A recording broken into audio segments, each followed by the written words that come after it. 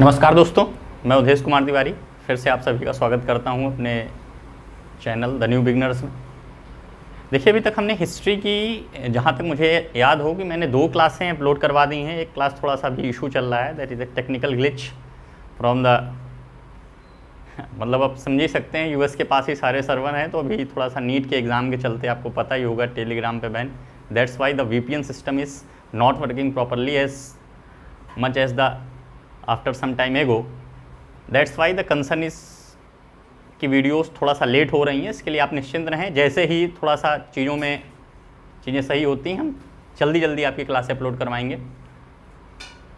आज से मैं जो आपका सेकेंड चैप्टर है हिस्ट्री का, that is nationalism in India, इसको चालू करना। इस चैप्टर को पढ़ने में आपको बहुत ज़्यादा मज़ा आएगा। क्यों मज़ा आएगा? Because you have curious and you have very much aware about the Mahatma Gandhi, and then there are various leaders that participated in our Indian national movements. So here we have discussed mainly 2 type of movement, that is non-cooperation as well as civil disobedience movement। हर एक चीज़ को बहुत ही deep तरीके से पढ़ेंगे। आज जो है, जैसे मैंने आपको हिस्ट्री की पहली क्लास पढ़ाई थी, अगर आप देखें, you have go through the previous year questions, then you can realize that I have taken first class for the ideas, that is conservatism, nationalism, liberalism. If you go through the set C and question paper of 2025, you have 2 questions in the first chapter where they have discussed about the idea liberalism and conservatism. Explain the social, economic and political aspect of the conservatism in the mid 19th century of the Europe. The question is that, and the second question is what is liberalism and define its effects on the European society। तो 2 इस तरीके के question आए हुए थे, जिसमें आपसे liberalism की definition, then what is the issues and what is the core concern of the liberalism in Europe. You have to discuss about that and you have to written the bullet point on that question. ठीक है, तो आज से हम नया chapter चालू कर रहे हैं, that is the nationalism in India. तो देखिए, अभी तक आपको मैंने जो शब्द था नेशनलिज्म, ये तो मैंने आपको बहुत अच्छी तरीके से पढ़ाई दिया था। अब जरा अगर मैं इंडिया में चलूँ, देन हमें यहाँ पर जो बात करनी है मेनली वो 1905 की बात नहीं करनी है। आपको पता है होगा 1905 में एक मूवमेंट आया था, that is Swadeshi movement. We have not to discuss about Swadeshi movement at that time in this chapter, but आपको थोड़ा सा ब्रीफ पता होना चाहिए कि स्वदेशी मूवमेंट 1905 में हुआ था। अब देखिए, आपको जो मेनली क्या क्या पढ़ना है इस चैप्टर में, तो वो मैं आपको यहाँ पर बताता हूँ। देखिए, आपको सबसे पहले ये पता होना चाहिए कि 1915 में 1915 में गांधी जी की वापसी होती है। Gandhi ji came back to India and you have to also mention and also learn the date, that is the 9th January। And when हैम्बर for you go through Google and search in 19th January which important day is celebrated। तो अगर उस दिन की मैं बात करूं, the day is Indian diaspora day. Hindi में अगर मैं बात करूं तो भारतीय प्रवासी दिवस, क्योंकि इस दिन गांधी जी साउथ अफ्रीका से बैक आए थे। कहां पर? भारत में। आपको ये चीज़ पता ही होगी गांधी जी किस लिए वहां पर गए थे साउथ अफ्रीका में। देखिए, जो लॉ होता है, और उस समय के अगर आप देखें तो मैक्सिमम हमारी जो पर्सनालिटीज़ थी जिन्होंने इंडियन नेशनल मूवमेंट में भाग लिया, they are the lawyers as well as advocate and well known advocates. Gandhi ji भी उनमें से एक थे। तो अपनी प्रैक्टिस के लिए वो साउथ अफ्रीका में गए हुए थे। वहाँ पर आपको पता ही होगा उन्होंने रेस मूवमेंट जो होता है, जो race, there are 2 type of race, one is white and second one is black. तो साउथ अफ्रीका में जो ब्लैक रेस वाले थे, उनका ह्यूमिलिएशन होता था, उनका डिटोरिएशन होता था बाय द वाइट रेस। तो वहाँ पर आया, दैट इज सत्याग्रह। इस शब्द को आपको बहुत अच्छे से समझना होगा। What is Satyagraha? If you bifurcate the sentence, Satya मतलब द पावर ऑफ ट्रूथ, मतलब गांधी जी ने कहा हमें जो भी मूवमेंट करना है, हर एक मूवमेंट में हमें किसकी बात रखनी होगी, दैट इज ट्रूथ, मतलब सत्यता के आधार पर ही हम अपनी जो भी मूवमेंट करेंगे उसको आगे की तरफ प्रोसीड करेंगे। And the second one is non violence, मतलब कोई भी हम मूवमेंट करेंगे उसमें दो चीज़ों का बहुत ध्यान रखेंगे कि पहला तो हम तो the power of the truth as well as non violence, किसी भी मूवमेंट में हम वायलेंस नहीं करेंगे। अभी मैं आपको पढ़ाऊंगा कि चीज़ें कैसे कैसे हुई थी, तो अभी पूरा जो अभी तक मैंने आपको कराया इस बात को आप नोट डाउन कर लें, then we can proceed further. चलिए तो आज तो मैं अब आगे की तरफ चलता हूँ। देखिए गांधी जी की जो पॉपुलैरिटी है वो मैंने आपको बता दी सत्याग्रह के थ्रू।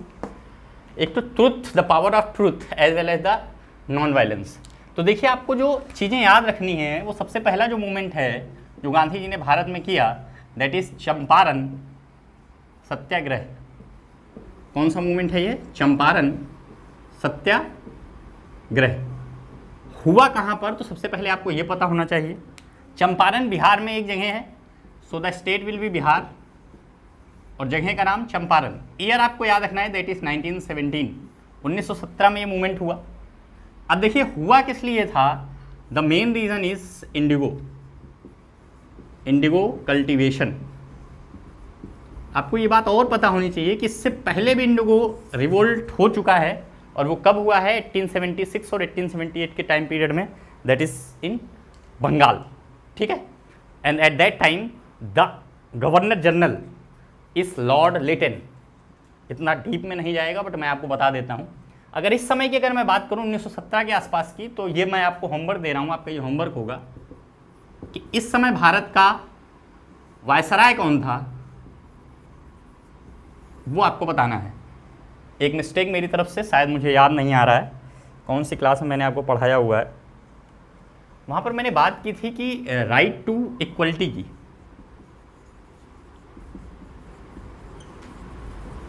और उस राइट टू इक्वलिटी में मैंने आपको आर्टिकल 16 पढ़ाया हुआ था, और वहाँ पर धोखे से मैंने आपको बोल दिया था कि 5 ऐसे क्राइटेरिया हैं जिनके आधार पर पब्लिक एम्प्लॉयमेंट में आपके साथ डिस्क्रिमिनेशन नहीं किया जाएगा। But here sorry for that, there is one criteria also, that is place of residence.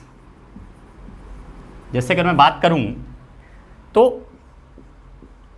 Karnataka और हैदराबाद के आसपास का जो एरिया है, वहाँ के 6 डिस्ट्रिक्ट में, बेल्लेरी, कुछ ऐसे कुछ डिस्ट्रिक्ट की बात अगर मैं करूँ, एग्जैक्ट सारे डिस्ट्रिक्ट अभी मुझे याद नहीं है, तो उन 6 डिस्ट्रिक्ट में प्लेस ऑफ रेजिडेंस के आधार पर वहाँ के स्टेट गवर्नमेंट के द्वारा पब्लिक एम्प्लॉयमेंट में उनको छूट दी गई है। तो ये एक और पॉइंट जो मेरी तरफ से छूट गया था, वो मैंने आपको यहाँ पर आज मेंशन करा दिया, ठीक है। चलिए उसको आप जब देखिएगा तो अपने जब भी नोट्स बनाएं तो उसमें आप उसको ऐड डाउन कर लीजिएगा, ठीक है। चलिए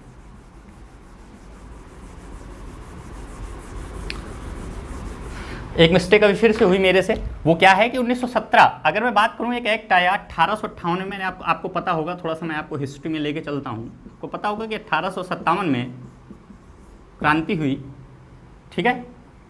और कई सारे हिस्टोरियंस का ये मानना है कि 1857 का जो रिबेलियन है उसने भारत में इंडियन नेशनलिज्म की भावना को पैदा किया, ठीक है। और इसमें आपको पता ही होगा, आपने अगर क्लास 8 वगैरह में पढ़ा हो तो 1857 की क्रांति में रानी लक्ष्मीबाई बेगम, हजरत महल, कानपुर से अगर मैं बात करूँ नाना साहब पेशवा, तो बहुत सारे लोगों ने, नाना साहब, बहुत सारे लोगों ने अपना वो लिया। और अगर मैं बिहार से जाऊँ, जगदीशपुर से राजा कुंवर सिंह, तो इन सब लोगों ने क्या किया, इस 1857 के रिवोल्ट में हिस्सेदारी ली, और इसी ने धीरे धीरे बीज बोए भारत को आज़ाद कराने के लिए लोगों में नेशनलिज्म की भावना है उसको।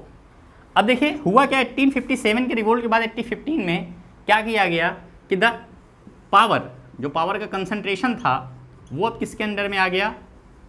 क्राउन के अंडर में आ गया। तो यहाँ से जो गवर्नर जनरल थे, गवर्नर जनरल ना होकर के वायसराय हो गए। वायसराय डायरेक्ट कॉन्टेक्ट करता था किससे? ब्रिटिश पार्लियामेंट से, कि यहाँ पर किस तरीके से कंपनी का अफेयर चल रहा है, ठीक है। चलिए अब अगर मैं बात करूं इंडिगो कल्टीवेशन की,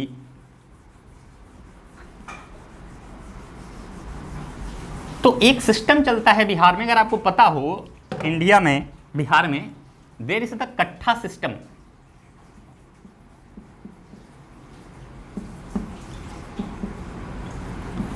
अगर मैं 1 बीघा की बात करूं तो उस 1 बीघा में वहां पर 20 कट्ठा होता है, जहां तक मुझे एग्जैक्ट नहीं पता है, बट मैं आपको थोड़ा सा समझाने की कोशिश कर रहा हूँ कि यहाँ से आपको चीज़ें बहुत अच्छे से समझ में आए। एक्चुअल में चंपारण सत्याग्रह जो किया गया, वहाँ पर क्या चीज़ें थी। तो 1 बीघा में कितने कट्ठे होते थे? 20 कट्ठे में। और ब्रिटिशर्स के द्वारा ये मैंडेटरी था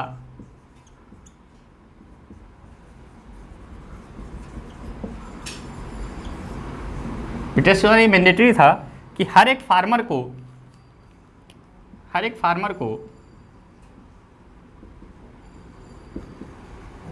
3 कट्ठा पर इंडिगो का कल्टीवेशन करना ही होगा। मतलब इस 20 कट्ठे में से इट इज मैंडेटरी, ये अनिवार्य है कि आपको 3 कट्ठे पर इंडिगो का कल्टीवेशन करना है। अब दिक्कत कहां पर आ रही थी भाई, इंडिगो भी एक तरीके का वो ही है, बट इंडिगो कर क्या रहा था? The main concern is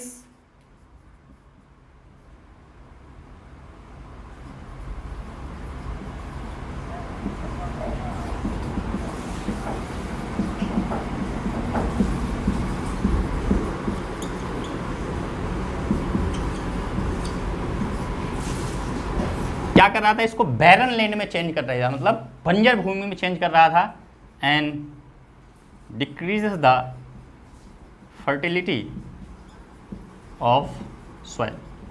the main concern is this. क्या कर रहा था ये, इसकी वजह से क्या हो रहा था कि बैरन लैंड बन जा रही थी और फर्टिलिटी जो थी सॉइल की वो लॉस हो जा रही थी। तो इसकी वजह से जो वहाँ पर खेती करने वाले लोग थे तो उनके खेत क्या हो रहे थे, खराब हो रहे थे। The main concern is that. तो राजकुमार शुक्ला, द बंदा that led the foundation of Champaran Satyagraha with the help of Mahatma Gandhi, तो वो था राजकुमार शुक्ला, जिसने इनवाइट किया गांधी जी को 1916 के उसी मास गैदरिंग में कि आप बिहार आएँ और हमारी जो समस्या है इस समस्या का आप निवारण करें।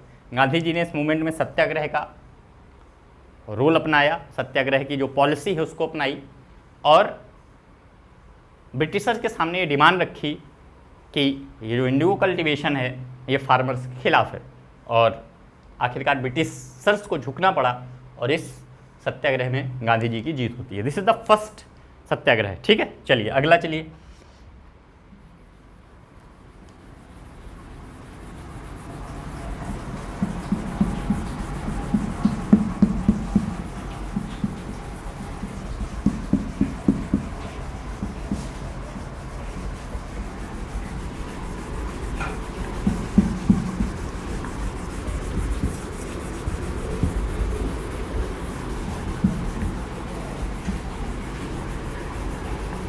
द नेक्स्ट वन इज, चाहे आप खेड़ा कह लें, फिर उसके बाद अहमदाबाद मिल स्ट्राइक है, दोनों बता देता हूं मैं। ठीक है, जल्दी जल्दी थोड़ा सा, है ना।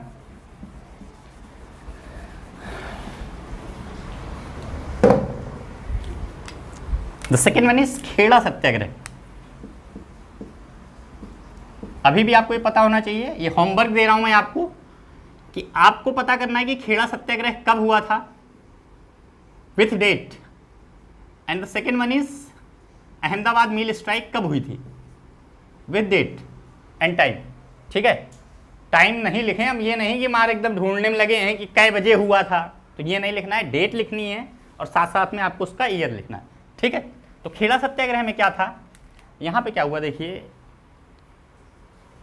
उस बार क्या हुआ, थोड़ा सा जो मानसून था वो अच्छी तरीके से नहीं हुआ, तो जो क्रॉप थी उसका कल्टीवेशन जो था वो उतनी अच्छी तरीके से नहीं हुआ खेड़ा में। और खेड़ा जगह कहाँ पर है, तो ये है गुजरात में। तो एक्चुअल में हुआ क्या, जो ग्रेन्स का प्रोडक्शन है वो कम हो गया। और कम क्यों हुआ, क्योंकि एक तो मानसून जो है वो कम आया, जिसकी वजह से रेन कम हुई, तो क्या हुआ, ग्रेन का प्रोडक्शन कम हो गया। और भी कई सारे कारण से, मान लीजिए प्रोडक्शन कम होने के पीछे ठीक तरीके से उसकी फर्टिलिटी लॉस हो रही है खेतों की, उसके अलावा सही से वहाँ पर खाद वगैरह नहीं मिल पाएगी, तो इन सब चीज़ों की वजह से क्या हुआ कि खेड़ा वाली जगह पर ग्रेन का प्रोडक्शन कम हो गया। बट जो ब्रिटिशर्स का कहना था वो ये था कि आपको टैक्स पूरा देना पड़ेगा, जितना टैक्स जिस फील्ड के लिए हमने डिसाइड किया है, हमें इससे नहीं मतलब है कि आपका मानसून में क्या हुआ, आपकी ग्रेन में प्रोडक्शन कम क्यों हुआ। We have not concern about that, we have only concern is that कि हमें टैक्स पूरा चाहिए। अब आप समझें, जब खेती ही नहीं हुई है तो आप टैक्स देंगे कहाँ से। तो इस मूवमेंट में फिर गांधी जी एंट्री लेते हैं और गांधी जी की पॉलिसीज और गांधी जी की सिफारिशों के आधार पर उनका जो टैक्स था उस टैक्स को ब्रिटिशर्स के द्वारा क्या किया जाता है, लेस किया जाता है। दैट इज द खेड़ा सत्याग्रह। ठीक, next one is Ahmedabad mill strike.